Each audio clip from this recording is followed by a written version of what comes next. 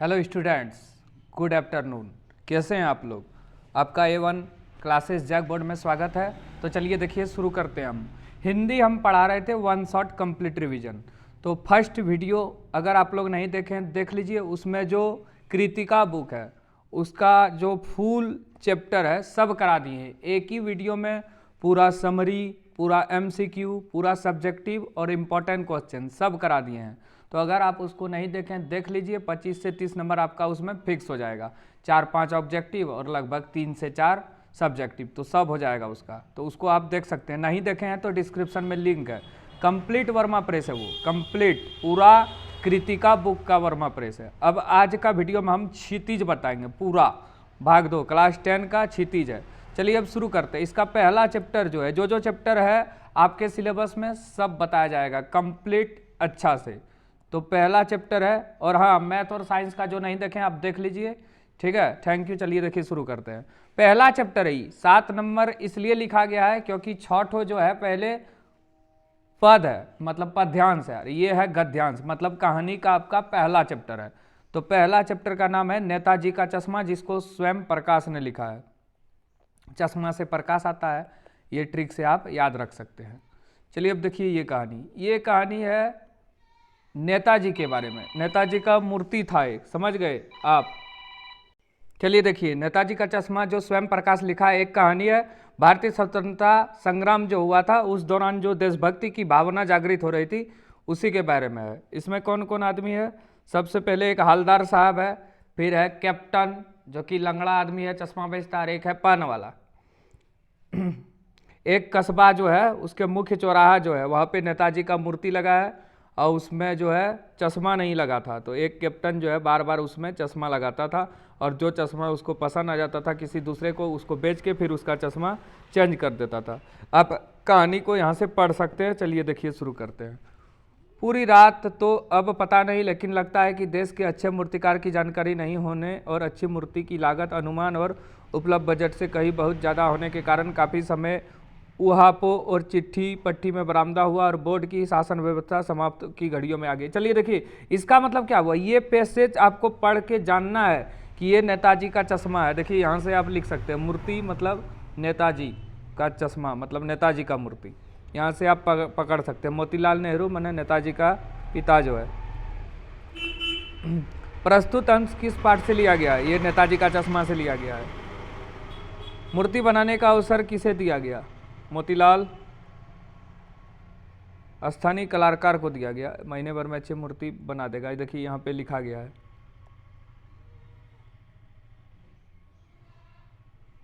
स्थानीय कलाकार, देखिए ऊपर में लिखा है। मोतीलाल जी ने मूर्ति बनाने का कार्य कब पूरा करने का विश्वास दिलाया? महीने भर में। मूर्ति बनाने का काम किसे सौंपा गया? ड्राइंग मास्टर को। चलिए आगे। स्थानीय कलाकार से मूर्ति बनवाने का क्या कारण हो सकता है? स्थानीय कलाकार से मूर्ति बनवाने के 2 कारण हो सकते हैं। धन और साधनों का अभाव, सोच विचार और कागजी कार्यवाही में समय बीतने के कारण हड़बड़ी और जल्दीबाजी। मूर्ति में क्या कमी रह गई थी? नेताजी की मूर्ति में यह कमी रह गई थी, उसकी आंखों पर चश्मा नहीं था। मूर्ति में कमी के कारण क्या हो सकते हैं? मूर्ति पर चश्मा न होने के कारण पूरी तरह से किसी को ज्ञात नहीं है, फिर भी संभावना यह है कि मूर्ति की लागत बढ़ गई होगी, समय का अभाव है, या बनाते समय चश्मा टूट गया होगा। मिट्टी का मूर्ति है तो मिट्टी का ही ना सब चीज़ बनेगा। अगला देखिए, छोटे कस्बों में सार्वजनिक निर्माणों में प्राय कौन सी समस्या आती है? छोटे कस्बों में सार्वजनिक निर्माण में प्राय निम्नलिखित समस्या आती है। उन्हें योग्य शिल्पकारों और कलाकारों की सही जानकारी नहीं होती, उसके पास अच्छे निर्माण के योग्य धन नहीं होते, काफ़ी समय विचार विमर्श और उधेड़ बुन में बीत जाते हैं, शासकीय कार्यवाही और चिट्ठी पत्र में काफ़ी समय निकल जाता है, हड़बड़ी में गलत निर्णय लिया जाता है। चलिए अब आगे। उसी का दूसरा पैसेज है, सब्जेक्टिव ऑब्जेक्टिव दोनों है इसमें। पान वाले के खुद के मुंह पान ठुसा हुआ था। एक काला मोटा और खुशमिजाज आदमी था। ये पान वाला है। हवलदार साहब का प्रश्न सुनकर वहाँ आंखों में हंसा। उसकी तोंद थिरकी। पीछे घूमकर उसने दुकान के नीचे पान थूकार अपनी लाल काली बतीसी दिखाकर बोले, कैप्टन चश्मे वाला करता है। क्या करता है? हवलदार साहब कुछ समझ नहीं पाया। चश्मा चेंज कर देता। पान वाले ने समझाया। क्या मतलब? क्यों चेंज कर देता? हवलदार साहब अभी नहीं समझ पाया, कोई गिरावट आ गया समझो, उसका चौड़े चौखट चाहिए तो कैप्टन किधर से लाएगा, तो उसकी मूर्ति वाला दे दिया, उधर दूसरा बैठा दिया। प्रस्तुत अंश किस पाठ से लिया गया है? ये नेताजी का चश्मा। चलिए, इतना पढ़ने के बाद पता चल गया कि ये नेताजी का चश्मा पाठ का ही है। चलिए देखिए आगे, प्रस्तुत अंश किस पाठ से लिया गया है? नेताजी का चश्मा। स्वयं प्रकाश लिखा है। पान वाले ने मुंह में क्या ठूस रखा था? पान खाता भी था और बेचता भी था। नेताजी की मूर्ति पर चश्मा कौन बदलता था? कैप्टन, जो लंगड़ा आदमी था। पान वाला कैसा आदमी था? खुश मिजाज, काला मोटा और खुश मिजाज। चलिए अब आगे देखिए, हवलदार साहब को यह सब कुछ बड़ा विचित्र और कौतूहल भरा लगा रहा था। उन्हीं ख्यालों में खोए खोए पान के पैसे चुकाकर चश्मे वाले की देशभक्ति के समक्ष नतमस्तक होते हुए वह जीप की तरफ चले, फिर रुके, पीछे मुड़े और पान वाले के पास जाकर पूछा, क्या कैप्टन चश्मा वाला नेताजी का साथी है या आजाद हिंद फौज का भूतपूर्व सिपाही? पान वाला नया पान खा रहा था। पान पकड़े अपनी हाथ को मुंह से 1.5 इंच दूर रखकर उसने हवलदार साहब को ध्यान से कहा, फिर अपनी लाल काली बत्ती सी दिखाई और मुस्कुरा कर बोला, नहीं साहब, वो लंगड़ा क्या जाएगा फौज में, पागल है पागल, वो देखो वो आ रहा है, अब उसी से बात कर लो, फोटो वोटो छपवा दो उसकी कहीं। चलिए, क्या कैप्टन चश्मा वाला नेताजी का साथी था? यह किसने पूछा? हवलदार साहब ने पान वाले से पूछा था। किसको यह कुछ बड़ा विचित्र और कौतूहलपूर्ण भरा लग रहा था? हवलदार साहब को। पान वाला कैसा पान खा रहा था? नया पान खा रहा था। नहीं साहब, वो लंगड़ा क्या जाएगा फौज में, पागल है पागल। किसने कहा? पान वाले ने कहा। अब चलिए, ये हो गया।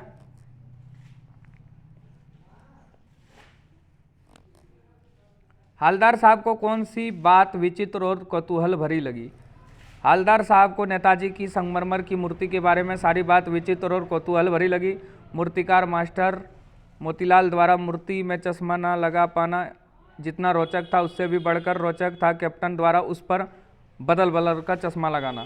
हवलदार साहब की लोगों की भावनाओं को समझकर आनंद आ रहा था। चलिए अब आगे देखिए, हवलदार ने पान वाले को क्या पूछा और क्यों पूछा? हवलदार ने पान वाले को पूछा कि वह चश्मा वाला क्या कभी फौज में जा रहा है या सुभाष चंद्र बोस का साथी रहा है? उसने यह सवाल इसलिए पूछा क्योंकि उसे इस विचित्र आदमी के बारे में जानने की उत्सुकता थी। वह ऐसा आदमी के बारे में जानना चाहता था। चलिए अब आगे चलिए, पान वाला किस लिए हंस पड़ा? पान वाला चश्मे की वास्तविकता को जानता था। चश्मे वाला मरियल सा बूढ़ा लंगड़ा था, इसलिए वह हवलदार ने उसकी फौजी होने का, आज़ाद हिंद फौज में होने की बात पूछा तो पान वाला व्यंग से हंस पड़ा। उसका अर्थ था, लो अब यह बूढ़ा भी फौज को जाएगा। पान वाला चश्मे वाली की फ़ोटो छपवाने की बात क्यों कहता? पान वाला चश्मे को देशभक्त नहीं, एक सनकी अजूबा मानता था। ऐसा पागल लोगों के अखबार में फ़ोटो छपना चाहिए। इस सुझाव में व्यंग है, कटाक्ष है। जो इंपॉर्टेंट है हम अपने बोल देंगे, इसको खाली सुनना है, इंपॉर्टेंट को हम टिक मार देंगे, उसको याद करना है। हवलदार साहब को पान वाला द्वारा एक देशभक्त का इस तरह मजाक उड़ाया जाना अच्छा नहीं लगा। मुड़कर देखा तो अवाक रह गया। एक बेहद बूढ़ा मरियल सा लंगड़ा आदमी, सिर पर गांधी टोपी और आंखों पर काला चश्मा लगाए, एक हाथ में एक छोटी सी संदूकची और दूसरे हाथ में एक बांस पर टंगे बहुत से चश्मे लिए अभी अभी एक गली से निकला था और अब एक बंद दुकान के सहारे अपनी बांस टिका रहा था। तो इस बेचारे की दुकान भी नहीं फेरी लगता था। दुकानदार साहब चक्कर में पड़ गया। पूछना चाहता था, इसे कैप्टन क्यों कहते हैं? क्या यही इसका वास्तविक नाम है? लेकिन पान वाले ने साहब बता दिया कि अब वह इस बारे में बात करने को तैयार नहीं। ड्राइवर भी बेचैन हो रहा था, काम भी था। हवलदार साहब जीप में बैठकर चल गए। हवलदार साहब मतलब नेताजी का चश्मा। बड़ा कहानी है थोड़ा। हवलदार साहब को क्या अच्छा नहीं लग रहा था? पान वाले के द्वारा एक देशभक्त का मजाक उड़ाया जाना। बुढ़िया मरियल सा लंगड़ा आदमी कौन था? ये कैप्टन था। कैप्टन क्या काम करता था? फेरी का काम करता था, मतलब उसका दुकान भी नहीं था, चश्मा फेरी वाला में लगा के वो बेचता था। हवलदार साहब पान वाले से क्या जानना चाहते थे? कैप्टन के बारे में। नेताजी का चश्मा पाठ के लेखक कौन है? तो इसका लेखक है स्वयं प्रकाश। यहाँ से इंपॉर्टेंट क्वेश्चन है आपका, यहाँ से आप पढ़ सकते हैं, बिल्कुल इंपॉर्टेंट क्वेश्चन है। यहाँ से ध्यान से देखिए, पूरा चैप्टर रिवीजन। नेताजी का चश्मा पाठ के लेखक स्वयं प्रकाश। नेताजी का चश्मा पाठ के आधार पर बताइए कि हवलदार साहब किसे देखकर आश्चर्यचकित हो गए? कैप्टन चश्मे वाले को। आगे, नेताजी का चश्मा पाठ के आधार पर बताइए कि कैप्टन देखने में कैसा था? तो ये बूढ़ा सा मरियल था, लंगड़ा था। तो इनमें से सभी हो जाएगा आपका, बिल्कुल सही होगा, इनमें से सभी हो जाएगा। चलिए अब आगे देखिए, पान वाले किस बारे में बात करने को तैयार नहीं था? कैप्टन के बारे में। हवलदार साहब के मन में पैतृक कौतुक और प्रफुल्लता के भाव क्यों उठ गए बदले चश्मे को देखकर? नेताजी के चश्मा पर चश्मा लगाने का कार्य कौन करता था? कैप्टन। या नेताजी की मूर्ति पर चश्मा कौन बदलता था? कैप्टन। कैप्टन को क्या अच्छा नहीं लग रहा था नेताजी को बिना चश्मा वाला मूर्ति देख के? क्या देखकर? हवलदार साहब के चेहरे पर कौतूहल भरी मुस्कान फैल गई। पत्थर की मूर्ति पर असली चश्मा देखकर। कैप्टन के प्रति पान वाले के मन में कैसी भावना थी? उपेक्षा, मतलब उसका मजाक उड़ाता था। सुभाष चंद्र बोस की प्रतिमा किस वस्तु की बनी हुई थी? संगमरमर की। चश्मे वाले को लोग किस नाम से जानते थे? कैप्टन। नेताजी के चश्मा पाठ में पान वाला किस तरह का व्यक्ति था? खुशमिजाज। ये एक मोटा, हंसमुख और खुशमिजाज व्यक्ति। हवलदार साहब क्यों कस्बे से गुजरते थे कंपनी के काम के सिलसिले में? कितने साल तक हवलदार साहब काम के सिलसिले में उस कस्बे से गुजरते थे? 2 साल तक। चलिए अब सब्जेक्टिव क्वेश्चन भी आ जाएगा इसका। नेताजी का चश्मा पाठ में पान वाला उदास क्यों हो गया कैप्टन की मृत्यु का खबर सुन के? दोनों उदास हो गया, पान वाला भी और हवलदार साहब भी। बूढ़ा मरियल सा आदमी कौन था? कैप्टन चश्मा वाला। नेताजी का चश्मा पाठ में कैप्टन कौन है? चश्मा वाला। नेताजी का चश्मा किस प्रकार का पाठ है? तो ये एक कहानी है, देशभक्त कहानी। नेताजी का चश्मा पाठ में देशभक्ति किसे कहा गया है? कैप्टन चश्मे वाले को देशभक्त कहा गया है। नेताजी का चश्मा पाठ के आधार पर बताइए कि कस्बे से गुजरते हुए हवलदार साहब किसकी मूर्ति को ध्यान से देखते थे? नेताजी की मूर्ति को देखकर हवलदार साहब के मन में कैसे भाव उठते थे? कौतुक और प्रफुल्लता के। कंपनी के काम के सिलसिले में हर 15वें दिन कस्बे से कौन गुजरता था? हवलदार साहब। कस्बे के चौराहे पर किसकी मूर्ति लगी हुई थी? सुभाष चंद्र बोस, माने नेताजी। नेताजी को ही सुभाष चंद्र बोस बोलते हैं। बच्चों द्वारा मूर्ति पर कौन चश्मा लगाया गया था? सरकंडे का। सरकंडा एक प्रकार का फूल होता है। नेताजी का चश्मा पाठ के माध्यम से लेखक ने पाठकों को क्या संदेश दिया है? देशभक्ति की भावना का। हवलदार साहब क्यों दुखी हुआ कैप्टन की मृत्यु से? नेताजी का चश्मा पाठ के आधार पर बताइए कि किसका सम्मान करना चाहिए? देशभक्ति का। नेताजी का चश्मा नामक कहानी में देशभक्त का अनादर करने वाला पात्र कौन है? पान वाला। वो लंगड़ा क्या जाएगा फौज में, पागल है पागल, ये शब्द किसने कहे? पान वाले ने। ड्राइंग मास्टर का नाम क्या था? मोतीलाल। मूर्ति की ऊंचाई कितनी थी? 2 फुट। सुभाष चंद्र बोस की प्रतिमा में क्या क्या कमी रह गई थी? चश्मा नहीं था। हो गया। चलिए अब सब्जेक्टिव की तरफ बढ़ते हैं। ये सब इंपॉर्टेंट है सब्जेक्टिव में जो है। हवलदार कैप्टन के बार बार चश्मा बदलने पर व्यंग क्यों नहीं करता? हवलदार स्वयं देशभक्त और सकारात्मक मनुष्य था, इसलिए वह अच्छी बातों का आदर करना जानता था, उसकी कमियां निकालना नहीं। यही कारण है कि कैप्टन द्वारा बार बार नेताजी का चश्मा बदलने पर वह उसकी प्रशंसा ही करता। कैप्टन को पागल और लंगड़ा कहने वाला पान वाला उसकी मृत्यु पर दुखी क्यों था? जब तक कैप्टन जीवित रहा पान वाले उसे सन की अजूबा मानता रहा, वह उसकी देशभक्ति का भी मजाक उड़ाता रहा। यहाँ से इंपॉर्टेंट क्वेश्चन है, याद रखिएगा ये सब। वह उसके लिए हंसी का पात्र था, परंतु उसकी मृत्यु पर उसे अनुभव हुआ कि केवल वही सुभाष की मूर्ति की चिंता करता था। कस्बे में और किसी के पास इतना समय और भाव नहीं कि मूर्ति का ध्यान रखे, तभी उसने उसकी मृत्यु पर दुख प्रकट किया। चलिए आगे। चौराहे पर मूर्ति लगाने का क्या उद्देश्य हो सकता है? मूर्ति के प्रति लोगों का क्या कर्तव्य होना चाहिए? चौराहे पर मूर्ति लगाने का यह उद्देश्य हो सकता है कि लोग उस व्यक्ति को याद रखें। किसी महापुरुष की स्मृति को जीवित रखने के लिए चौराहे पर मूर्ति लगाई जाती है। यह एक प्रकार का उस महापुरुष के प्रति लोगों की विनम्र श्रद्धांजलि होती है। मूर्ति के प्रति लोगों का यह क्या है? कर्तव्य बन जाता है कि वे उसका सम्मान बढ़ाए रखें। मूर्ति का साफ सफाई एवं रख रखाव की पूरी जिम्मेदारी दिया जाना चाहिए। अगला, हवलदार साहब हमेशा चौराहे पर रुककर नेताजी की मूर्ति को क्यों निहारते थे? हवलदार साहब एक देशभक्त व्यक्ति था। चौराहे पर नेताजी की मूर्ति को देखकर उन्हें प्रसन्नता हुई, लेकिन नेताजी की नाक पर संगमरमर के चश्मे की जगह मानवीय चश्मा देखकर उन्हें बड़ा कौतूहल लगा। मैंने चश्मा कौन कौन बदलता है रोज। वे हमेशा चौराहे पर रुककर नेताजी की मूर्ति को निहारते थे और उन्हें आश्चर्य होता था कि चश्मा रोज बदला जाता था। चलिए आगे। कैप्टन चश्मे वाले के साथ कैसा व्यवहार किया जाना अपेक्षित था? कैप्टन चश्मे वाले के साथ सहानुभूतिपूर्ण एवं सहयोगपूर्ण व्यवहार किया जाना चाहिए। वह एक अपंग व्यक्ति था, फिर भी किसी से कुछ मांगता नहीं था, बल्कि नेताजी के सम्मान की रक्षा में अपना योगदान कर रहा था। लोगों को उसकी उपेक्षा करना निंदनीय है। वह समाज में सम्मान पाने का पूरा हकदार था। अगला, नेताजी का चश्मा पाठ पढ़कर आपके मन में क्या विचार आया?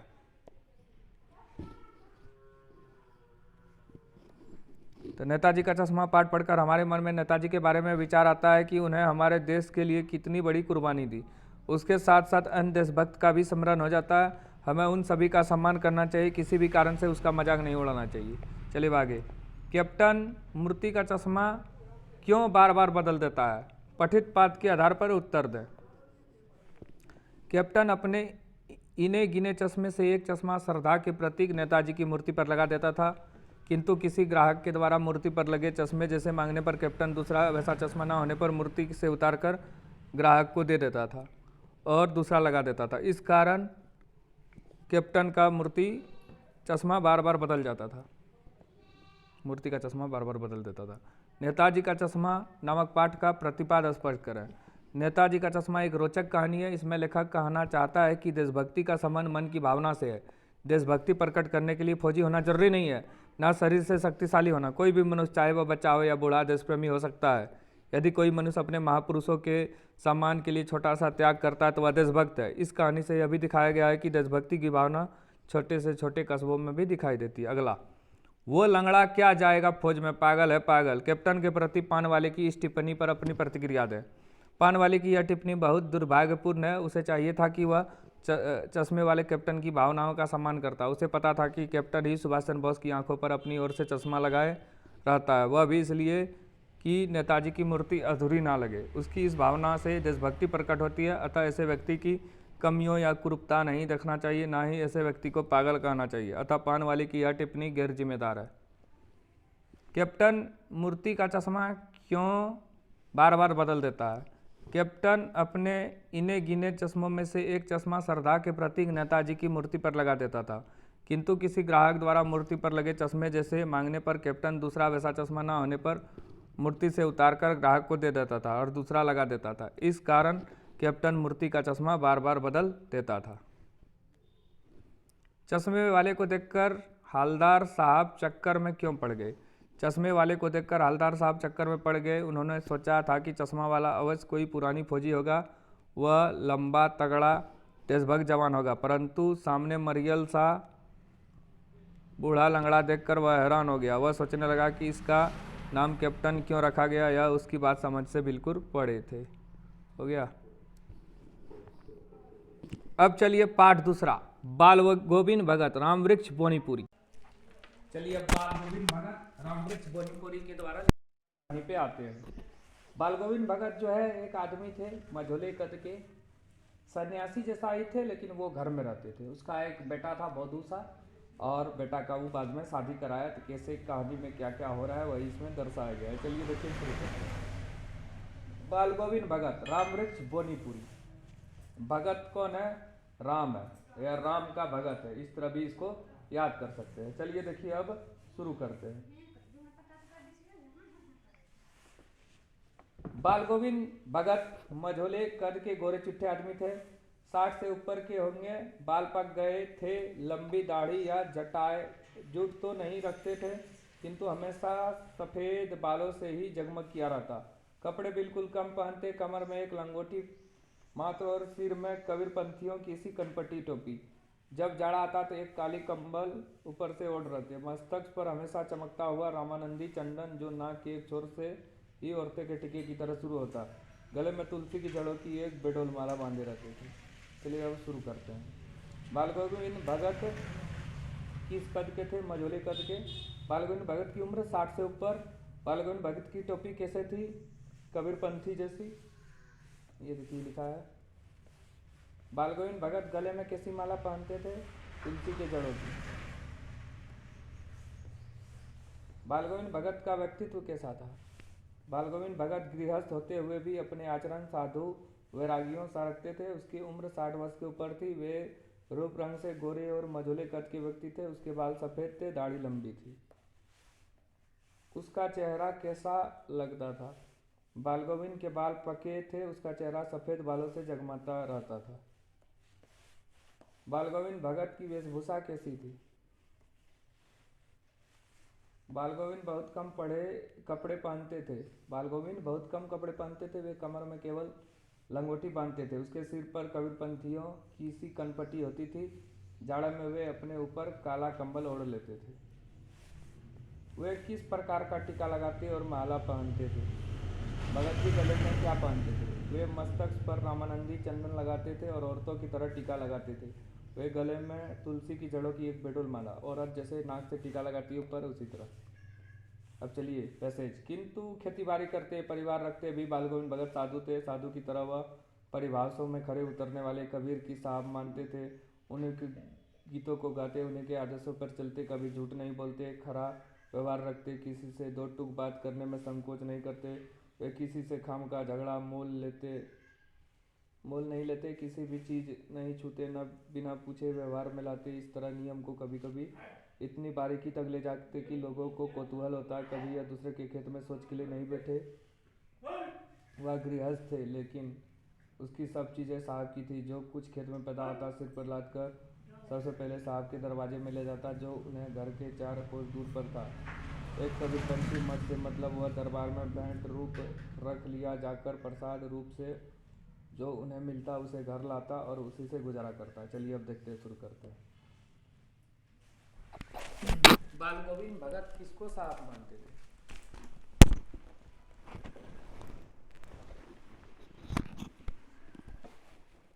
कबीरदास को। परिवार रखते हुए भी बाल गोविंद भगत क्या थे? साधु थे। बाल गोविंद भगत का व्यवहार कैसा था? खरा और सच्चा। साधु विरागियों जैसा झगड़ा नहीं करते थे। इनमें से सभी हो जाएगा। अपनी फसल को बाल गोविंद 4 कोस दूर कहीं ले जाते थे। कबीरपंथी मठ। कहाँ ले जाते थे? कबीरपंथी मठ। बेटे के क्रियाकर्म में तूत नहीं किया, पतहू से ही आग दिलाई उसकी। अब बेटा उसका मर जाता है, एक ही बेटा था, किंतु जो ही श्राद्ध की अवधि पूरी हुई, पतहू को भाई को बुलाकर उसके साथ कर दिया, यह आदेश देते हुए कि उसकी दूसरी शादी कर देना। इधर पतहू रो रो कर कहती, मैं चली जाऊंगी तो बुढ़ापे में कौन आपके लिए भोजन बनाएगा? बीमार पड़े तो कौन एक चुल्लू पानी भी देगा? मैं फिर पड़ती हूँ, मुझे अपने चरणों से अलग नहीं कीजिए। लेकिन भगत का निर्णय अटल था। तू जा, नहीं तो मैं इस घर को छोड़कर चला दूंगा। यह थी उसकी आखिरी दलील, और इस दलील के आगे बेचारी की क्या चलती। बाल गोविंद भगत के बेटे के मृत शरीर को मुखाग्नि किसने दी? बहू ने। बाल गोविंद भगत ने पतहू को भाई को क्या आदेश दिया? पतहू को अपने पास घर ले जाएं और पतहू का पुनर्विवाह करा दें। दोनों होगा इसमें। बाल गोविंद भगत का कौन सा निर्णय अटल था? पतहू को भाई को घर बुलाने का, पतहू को उसके भाई के साथ भेजने का। डी नंबर होगा। बेटे के श्राद्ध अवधि पूरा होने पर भगत ने किसे बुलाया? पतहू के भाई को। बाल गोविंद ने समाज के प्रचलन नियम के विरुद्ध क्या काम किया? समाज में स्त्री द्वारा मृतक को आग देने का नियम नहीं था, पर बाल गोविंद ने पुत्र के क्रियाक्रम के समय पतहू द्वारा आग दिलाई, यह उस नियम के विरुद्ध था। पतहू ने रो रो कर क्या कहा? पतहू ने रो रो कर कहा कि मैं आपकी सेवा में अपने विधवापन के दिनों को गुजार दूंगी। बुढ़ापे में आपकी देखभाल करने वाला कोई नहीं होगा। आपके लिए भोजन कौन बनाएगा तथा बीमार पड़ने पर कौन पानी देगा? बाल गोविंद ने क्या धमकी दी? बाल गोविंद ने यह धमकी दी कि यदि वह नहीं जाएगी तो वे इस घर को छोड़कर चले जाएंगे। इसके आगे पतहू को कुछ न चल पाई। बाल गोविंद भगत की संगीत साधना का चरम उत्कर्ष उस दिन देखा गया जिस दिन उसका बेटा मरा। इकलौता बेटा था, वह कुछ सुस्त और बोधा था, किंतु इसी कारण बाल गोविंद भगत उसे और भी मानते। उसकी समझ में ऐसे आदमियों पर ही ज़्यादा नज़र रखनी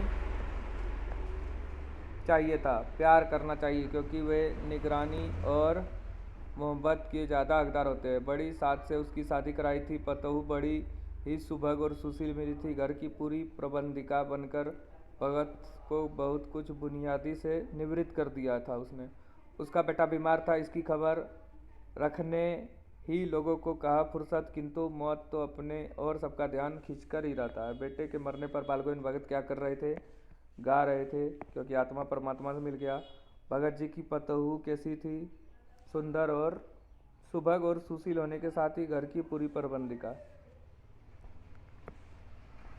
भगत जी का बेटा कैसा था? सुस्त और बोदासा। बाल गोविंद भगत का कितना बेटा था? एक ही बेटा था। बोधा का क्या अर्थ होता है? कम बुद्धि वाला। चलिए बातें हैं आगे।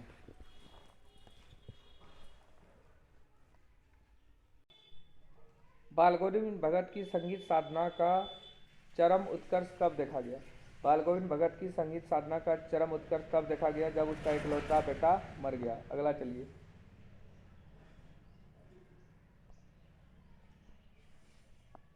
भगत जी का बेटा कैसा था? उसके साथ उसका व्यवहार कैसा था? भगत जी का बेटा सुस्त था, वह तेज दिमाग का नहीं था, फिर भी भगत जी उसके साथ स्नेह रखते थे, उस पर वे काफ़ी ध्यान देते थे। भगत जी की बहू कैसी थी? उसका व्यवहार कैसा था? भगत जी की पुतहू बहुत सुंदर और सुशील थी, उसने अपनी कुशलता से सारे घर का प्रबंध स्वयं संभाल लिया था, उसने भगत जी को सांसारिक कामों से बिल्कुल ही व्यथित कर दिया था। चलिए अब इम्पोर्टेंट क्वेश्चन पे आते हैं जो कि ऑब्जेक्टिव है पहले, फिर सब्जेक्टिव। बाल गोविंद भगत पाठ के लेखक कौन है? रामवृक्ष बोनीपुरी। बाल गोविंद भगत कौन थे? एक साधु। भगत के संगीत की जादू का प्रभाव किस किस पर पड़ता था? किसान पर, आसपास खेलते बच्चों पर, मोड़ पर खड़ी औरतें, इनमें से सभी। बाल गोविंद भगत अपने बेटे से अधिक प्यार इसलिए करते थे क्योंकि वह सुस्त तथा कम बुद्धि वाला था। बाल गोविंद भगत ने पतहू से बेटे के मृत शरीर को मुखाग्नि इसलिए दिलाई क्योंकि वे सामाजिक रूढ़ियों को तोड़ना चाहते थे। भगत गृहस्थ होते हुए भी वस्तुतः क्या थे? साधु थे। बाल गोविंद भगत के गीतों में कौन सा भाव व्यक्त होता था? ईश्वरीय भक्ति भाव। खेतों में बच्चे क्या कर रहे थे? खेतों में बच्चे क्या कर रहे थे? बच्चे उछल रहे थे। बाल गोविंद भगत के कितने बच्चे थे? इकलौता बेटा। पतहू के भाई को भगत जी ने क्या आदेश दिया? पतहू को दूसरी शादी कराने का आदेश। बाल गोविंद भगत पाठ के आधार पर बताइए कि श्रम बिंदु का क्या अर्थ है? पसीना। तेरी गठरी में लागा चोर मुसाफिर जाग जरा पंक्ति किस कहानी से ली गई है? बाल गोविंद भगत। लेखक बाल गोविंद भगत को किस विशेषण पर अत्यधिक मुग्ध था? मधुर गाना पर। बाल गोविंद भगत पाठ के आधार पर बताइए रोपनी किसे कहते हैं? धान की रोपाई को। बाल गोविंद भगत का कद कैसा था? मझोला। बाल गोविंद भगत किसको साहब मानते थे? ये कबीर दास को। बाल गोविंद भगत की संगीत साधना का चरम उत्कर्ष किस दिन देखा गया? वही मृत्यु के दिन, जब उसके बेटे की मृत्यु हो गई। बाल गोविंद भगत किस प्रकार का पाठ है? एक रेखा चित्र है, याद रखना। बाल गोविंद भगत मनुष्य को क्या मानते थे? एक आत्मा। तब न बेटा मर गया तो बोलता आत्मा परमात्मा से मिल गया। बाल गोविंद भगत की दिनचर्या लोगों के अचरज का कारण क्यों थे? वे खरे और सच्चे थे। बाल गोविंद भगत के संगीत को क्या कहा गया? जादू। बाल गोविंद भगत की प्रभाती कार्तिक मास से आरंभ होकर कब तक चलता था? फागुन मास तक। बेटे की मृत्यु पर बाल गोविंद भगत ने पतहू को क्या करने के लिए कहा? उत्सव मनाने के लिए। बोला आत्मा परमात्मा से मिल गया। आषाढ़ माह के महीने में बाल गोविंद भगत क्या कार्य करते थे? धान की रोपाई करते। मृत्यु की पूर्व संध्या पर लेखक को बाल गोविंद के गीत का स्वर कैसे लगा? बिखरा हुआ।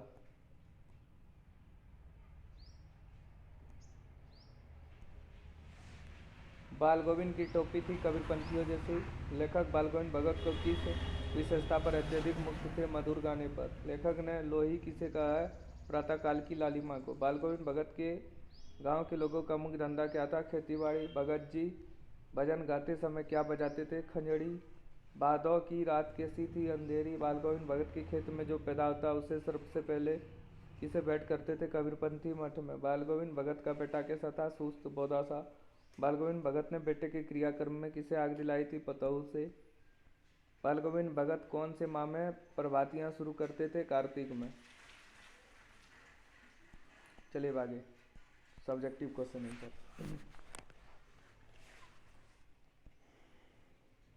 भगत की पुत्रवधू उन्हें अकेला क्यों नहीं छोड़ना चाहती थी?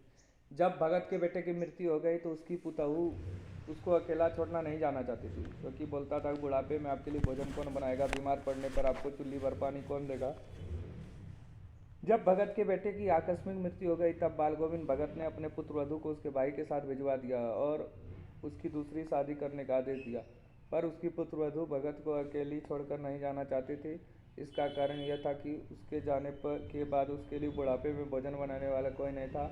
उसके बीमार पड़ने पर उन्हें चूल्ही पर पानी भी देने वाला कोई नहीं था। वह उन्हीं के चरणों में रखकर अपने वैधव्य काट देने को तैयार था।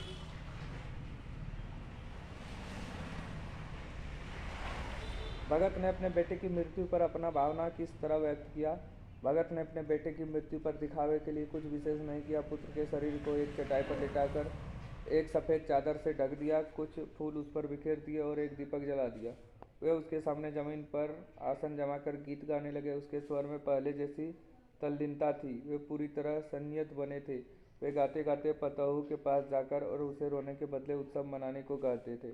उसका कहना था कि आत्मा का परमात्मा में मिल जाना तो आनंद की बात है। इस समय उसमें अटल विश्वास का भाव झलक रहा था। इसी प्रकार उन्होंने अपनी भावनाएं व्यक्त की। भगत के व्यक्तित्व और उसकी वेशभूषा का अपने शब्दों में चित्र प्रस्तुत करें। भगत का व्यक्तित्व एक साधु के अनुरूप था। वे एक गोरे चिट्ठे और मझोले कद के व्यक्ति थे।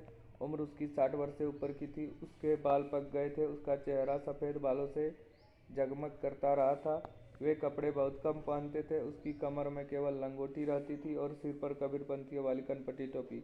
जाड़ा आने पर काली कम्बल ओढ़ लेते थे। उसके मस्तक पर रामानंदी चंदन चमकता रहता था, जो नाक के एक छोर से शुरू होकर ऊपर की ओर चला जाता था। वे गले में तुलसी की जड़ों की एक बेडोल माला बांधे रहती थी। इस वेशभूषा में उसका व्यक्तित्व एक साधु की तरह प्रतीत होता था। चलिए आगे। बाल गोविंद भगत की दिनचर्या लोगों के अचरज का कारण क्यों था? बाल गोविंद भगत की दिनचर्या लोगों के अचरज का कारण बाल गोविंद भगत की दिनचर्या लोगों को हैरान कर देती थी। वे भगत जी का सरलता, सादगी और निस्वार्थता पर हैरान होते थे। भगत जी भूलकर भी किसी से कुछ नहीं लेते थे। वे बिना पूछे किसी के चीज छूते भी नहीं थे, यहाँ तक कि किसी दूसरे के खेत में शौच भी नहीं करते थे। लोग उसके इस व्यवहार पर मुग्ध थे। इतने लिख सकते हैं। लोग भगत जी पर तब और भी आश्चर्य होते जब वह भोरकाल में उठकर 2 मील दूर स्थित नदी में स्नान कर आता। वापस पर वे गांव के बाहर स्थित पोखर के किनारे प्रभु भक्ति के गीत टेरा करते थे। इसके इस प्रभावी गाने को सुनकर लोग सचमुच में हैरान रह जाते थे। पाठ के आधार पर बताइए कि बाल गोविंद भगत की कबीर पर श्रद्धा किन किन रूपों में प्रकट हुई। ये इंपॉर्टेंट क्वेश्चन है। तो बाल गोविंद की कबीर पर श्रद्धा निम्नलिखित रूपों में प्रकट हुई है। बाल गोविंद सिर पर कबीर पंथियों की सी कनपटी पहनते थे। भगत कबीर को साहब मानते थे। वे कबीर के गीत गाते और उन्हीं के आदेशों पर चलते थे। उसके खेत में जो कुछ भी पैदा होता उसे सिर पर लाद कर उसे 4 कोस दूर कबीरपंथी मठ में ले जाते थे। वह कबीर दरबार में पहुंचकर बैठ हो जाता और उन्हें प्रसाद रूप में मिलता। उसे घर ले आते और उसी से गुजारा चलाते थे। आपकी दृष्टि से मैं भगत की कबीर पर अगाध श्रद्धा के क्या कारण हो सकते थे? हमारे दृष्टि में भगत की कबीर पर श्रद्धा के निम्न कारण होंगे।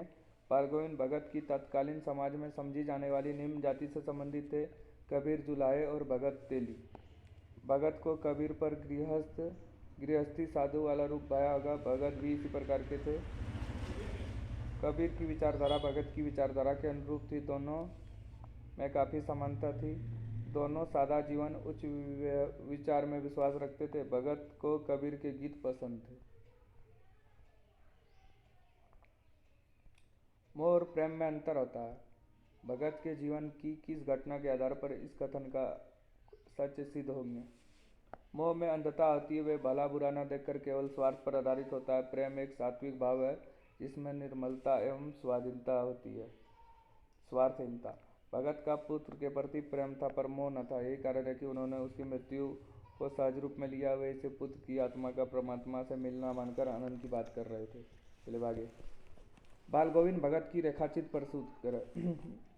नाम बाल गोविंद भगत, गृहस्थ होते हुए भी सन्यासी, उम्र 60 के ऊपर, मझोले कद के गोरो चिट्ठे व्यक्ति, बाल सफ़ेद एवं नूरानी, चेहरा चमकदार, कमर में सिर्फ एक लंगोटी और सिर पर कबीरपंथी कनपट्टी टोपी। इसकी वेशभूषा, हाथ में खजड़ी, तल्लीन होकर प्रभु भजन का गायन करता, यही उसकी दिनचर्या थी। पाठ के आधार पर बाल गोविंद भगत के मधुर गायन की विशेषता लिखें। बाल गोविंद भगत प्रभु भक्ति के मस्ती भरे गीत गाया करते थे। उसके गानों में सच्ची टेर होती थी। उसका स्वर इतना मोहक, ऊंचा और आरोही होता था कि सुनने वाले मंत्रमुग्ध हो जाते। औरतें उस गीत को गुनगुनाने लगती। बच्चों, खेतों में काम करने वाले किसानों के हाथ और पांव एक विशेष लय में चलने लगते। उसके संगीत में जादुई प्रभाव था। वह मनमोहक प्रभाव सारे वातावरण पर छा जाता था। यही यहाँ तक कि घनघोर सर्दी और गर्मी की उमस भी उन्हें डिगा नहीं पाती। चलिए, पाठ 2 हो गया, पाठ 3। चलिए देखिए, तीसरा कहानी है लखनवी अंदाज। इसको लिखा है यशपाल जी ने। इस कहानी में बताया गया है कि जो नवाब साहब है, कैसे एक बार लेखक जो है ट्रेन के सेकंड डिब्बे में बैठे, तो वहाँ पे एक नवाब साहब थे। कैसे वो खीरा लिए, नमक मिर्च लगा के बाहर सूंघ के फेंक दिए। इसका मतलब नवाबों का अपना रईसी दिखाने का टाइम, वो सस्ते चीज़ नहीं खाते। इसी पे है ये। चलिए देखिए, शुरू करते हैं। नवाब साहब ने सतृष्ण आंखों से नमक मिर्ची के संजोग से चमकते खीरे की फाकों की ओर देखा। खिड़की के बाहर देखकर दीर्घ विश्वास लिया। खीरे की एक फांक उठाकर होठों तक ले गए, फाक को सूंघा। स्वाद के आनंद में पलके उंगली में पानी भर आया। पानी का घूंट गले से उतर गया। तब नवाब साहब ने फांक को खिड़की के बाहर छोड़ दिया। नवाब साहब खीरे की फांकों को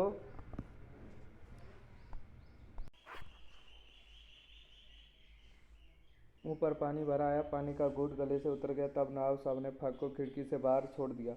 नवाब साहब खीरे की फाकों को नाक के पास ले जाकर वासना से स्वादन पर खिड़की के बाहर फेंक दिया। नवाब साहब ने खीरे की सब फाकों को खिड़की के बाहर फेंककर तौलिए से हाथ और होठ पोंछ लिया और घर से गुलाबी आंखों से हमारी तरफ देखा। नवाब साहब ने खीरे की फाकों को किस प्रकार देखा? सतृष्ण आंखों से। नवाब साहब ने खीरे की फाकों का स्वाद किस प्रकार लिया? सूंघकर। नमक मिर्च छिड़क कर दिए गए आंखों के खीरे की फाकों को देखकर लेखक की क्या स्थिति थी? वह उन्हें सूंघने की लालायित हो गया। लेखक उन्हें खाने के लालायित हो गया, तो खाने के लिए लालायित हो गया। नवाब साहब ने खीरे की तैयारी के बाद उसका क्या किया? खिड़की के बाहर फेंक दिया। हम गौर कर रहे थे, खीरे इस्तेमाल करने के इस तरीके को खीरे का सुगंध और स्वाद की कल्पना से संतुष्टि होने का सूक्ष्म, नफीस या सब्सट्रैक्ट तरीका जरूर किया होगा। ये नवाब साहब भला है। खीरा मतलब नवाब साहब, लखनवी अंदाज। नवाब साहब के खीरा खाने की प्रक्रिया को लेखक ने क्या नाम दिया? सब्सट्रैक्ट। नवाब साहब द्वारा डकार लेना क्या दर्शाता है? पेट भरना। पेट भरे होने के लिए नवाब साहब की ओर से क्या शब्द सुनाई दिया? डकार। हम गौर कर रहे थे, मैं हम शब्द किसके लिए प्रयुक्त हुआ है? लेखक के लिए। नवाब की जीवन शैली देखकर लेखक के मन में क्या प्रश्न उठा? नवाब की जीवन शैली देखकर लेखक के मन में यह प्रश्न उठा कि केवल स्वाद और सुगंध की कल्पना मात्र से इन नवाबों का पेट कैसे भर जाता है। अब उन्होंने खीरा सूंघकर फेंक ही दिया तो उसकी भूख कैसे शांत हुई होगी। नवाब साहब ने डकार लेकर क्या व्यक्त किया? नवाब साहब ने डकार लेकर यह व्यक्त किया कि उसका पेट सुगंध और स्वाद की कल्पना से ही भर गया। शायद नवाब यह कहना चाहते हैं कि हम बहुत ऊंचे, श्रेष्ठ, सूक्ष्म और स्वाद प्रिय व्यक्ति हैं।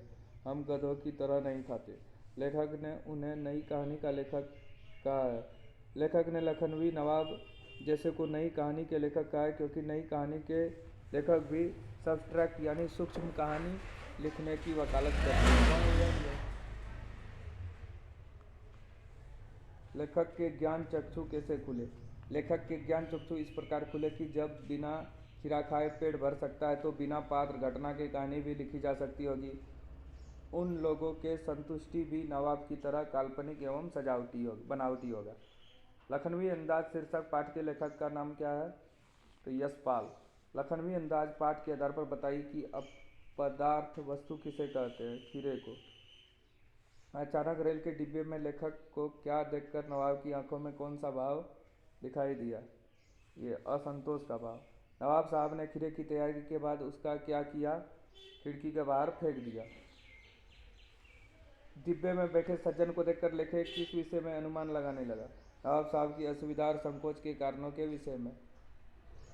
लखनवी अंदाज पाठ में लेखक वस्तुतः किस पर व्यंग किया है? पतनशील सामंती वर्ग पर।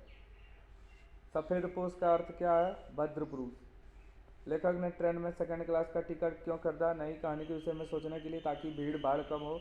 ज्ञान चक्षु खुलने का अर्थ क्या होता है? ज्ञान होना। लेखक के अनुमान के प्रतिकूल क्या था? डिब्बा खाली नहीं था। लेखक की पुरानी आदत क्या थी? अकेले में तरह तरह की कल्पना करना। नवाब साहब को क्या गवारा ना था? मझोले दर्ज में यात्रा करते दिखाना। वार्तालाप की शुरुआत किसने की? नवाब साहब ने। लेखक कनखियों से किसकी ओर देख रहे थे? नवाब साहब की तरफ। लखनऊ स्टेशन पर कौन खीरे के इस्तेमाल का तरीका जानते थे? खीरा बेचने वाले। नवाब साहब डिब्बे में क्या लेकर चढ़े थे? खीरा। सफेद पोश सज्जन के तौलिए पर कौन सी वस्तु रखी हुई थी? खीरे। लेखक की दृष्टि में खीरा किस वर्ग का प्रतीक है? मामूली लोगों के वर्ग का। नवाब साहब ने खीरे की फाकों को खिड़की से बाहर क्यों फेंक दिया? खानदानी रईस का अंदाज दिखाने के लिए। खीरा लजीज होता है लेकिन होता है शकील। नामुराद मैदे पर बोझ डाल देता है। यह किसने कहा? नवाब साहब ने। लेखक ने नवाब साहब से खीरा न खाने का क्या कारण बताया? कमजोर मैदा। नवाब साहब लेखक नवाब साहब को कैसे देख रहे थे? कनखियों से। लेखक के अनुसार नवाब की प्रमुख विशेषता क्या है? अपने से दूसरे को श्रेष्ठ समझना। नवाब साहब ने खीरे का स्वाद कैसे प्राप्त किया? सूंघकर। लेखक ने खीरा खाने से क्यों इनकार किया? आत्मसम्मान की रक्षा के लिए। बिना विचार, घटना और पात्रों की भी क्या कहानी लिखी जा सकती है? यशपाल के इस विचार से अब क्या सहमत है? हमारे मत से बिना विचार, घटना और पात्रों के बिना कहानी नहीं लिखी जा सकती। ये तीनों बातें कहानी के आवश्यक तत्व होते हैं। जब तक कोई विचार नहीं आएगा तब तक कहानी बन ही नहीं सकती। घटना कहानी की कथा वस्तु को आगे बढ़ाती है और पात्रों के माध्यम से कहानी कही जाती है। यशपाल का कथन तो नई कहानी पर व्यंग है, अर्थात नई कहानी में विचार, घटना और पात्रों का अभाव रहता है, तभी वह रोचक और उद्देश्यपूर्ण नहीं होता। लखनवी अंदाज नामक व्यंग का क्या संदेश है?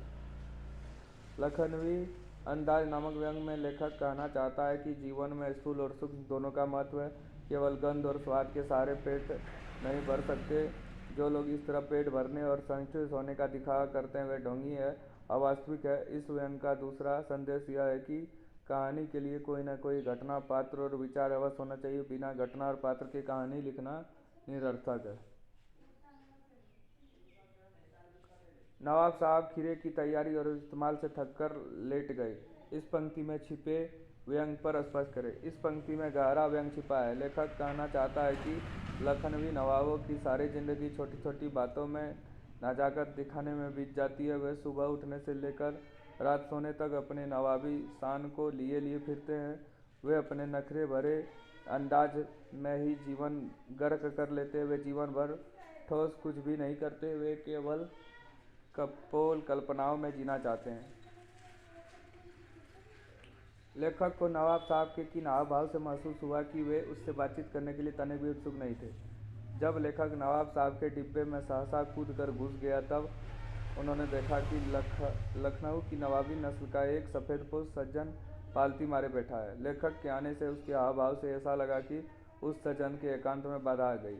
उस सज्जन की आंखों में एकांत चिंता का भाव था। खीरे जैसे अपदार्थ वस्तु को खाते देख जाने पर शायद नवाब साहब को संकोच हो रहा था।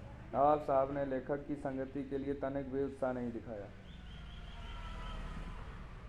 लखनवी अंदाज शीर्षक के औचित्य पर प्रकाश डालें। लखनवी अंदाज शीर्षक लेख व्यंग प्रधान है। इसमें शान बान और दिखावे के नाम पर जीवन की सहजता के अस्वीकार का विरोध किया गया है। लेखक ने कहना चाह रहा है कि लखनवी नवाब लोग खीरा खाने के नाम पर केवल उनकी गंध और स्वाद लेते हैं। इसी में वे अपने बड़प्पन मानते हैं, परंतु उसका यह अंदाज स्वाभाविक तथा जीवन विरोधी है। इस विरोध को दिखलाने के लिए इस पाठ का शीर्षक लखनवी अंदाज सर्वथा उचित है। चलिए अब आगे देखिए। एक कहानी यह भी। इसमें लेखिका मनु भंडारी के बारे में बताया गया है।